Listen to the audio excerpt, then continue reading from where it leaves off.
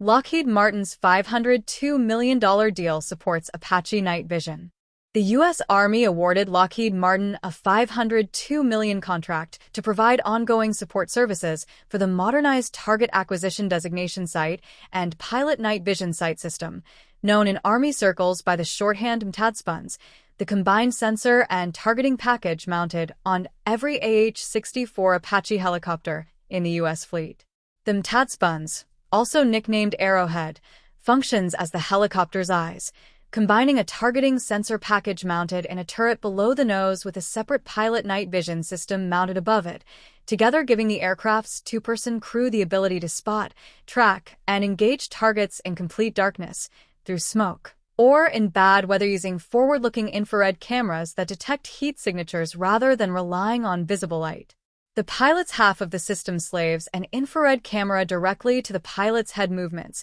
letting them look around the battlefield in the dark exactly as they would in daylight, while the targeting half in the lower turret carries a laser rangefinder and laser designator that lets the crew mark targets precisely enough for the Apache's own weapons or other aircraft to strike with confidence. Lockheed Martin developed the system as the modernized second generation of an original targeting and night vision package first fielded on Apaches back in 1983, with the Army fully embracing the upgraded Arrowhead version by 2011, when the service celebrated delivery of its 1,000th unit and had equipped roughly 704 Apaches across the fleet with the improved system. The modernization brought quick access, remove-and-replace components specifically designed to cut maintenance time and expense, a design choice the Army projected would save nearly $1 billion in operations and support costs over the system's 20-year service life. Savings that depend entirely on sustained contractor support like the deal announced this week to keep those maintenance-friendly components actually functioning as designed.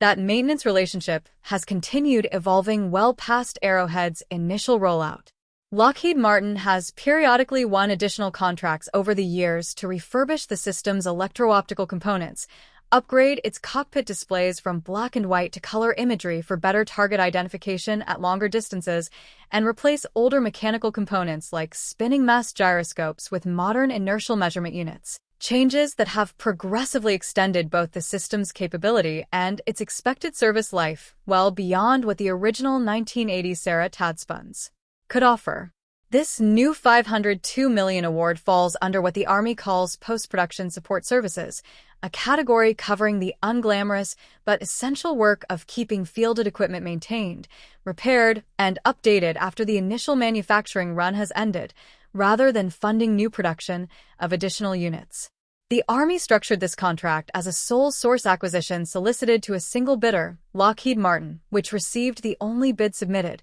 a pattern that makes practical sense given the company both designed the original Arrowhead system and has handled essentially every major support and upgrade contract for it since. Work locations and specific funding levels will be determined through individual task orders issued over the life of the agreement rather than being fixed at the outset, according to the Army's contract announcement, with the overall arrangement running through an estimated completion date of July 5, 2031, giving Lockheed Martin roughly 5 years of guaranteed sustainment work on a system the Army has now relied on for more than 4 decades in one form or another. The Army Contracting Command at Redstone Arsenal in Alabama, the service's primary hub for aviation acquisition programs, is overseeing the deal. The AH-64 Apache remains the U.S. Army's primary attack helicopter, a role it has filled in every major American ground conflict since the 1991 Gulf War, and its effectiveness in that role depends almost entirely on crews being able to identify and engage targets accurately before an adversary can react. A capability gap that becomes especially dangerous during nighttime operations or in degraded visual environments like dust, smoke, or heavy weather where the human eye alone offers little useful information. A targeting system that goes offline or degrades in the field does not simply inconvenience a maintenance crew back at base. It can leave an Apache crew flying blind into exactly the kind of high-threat environment the aircraft was built to survive.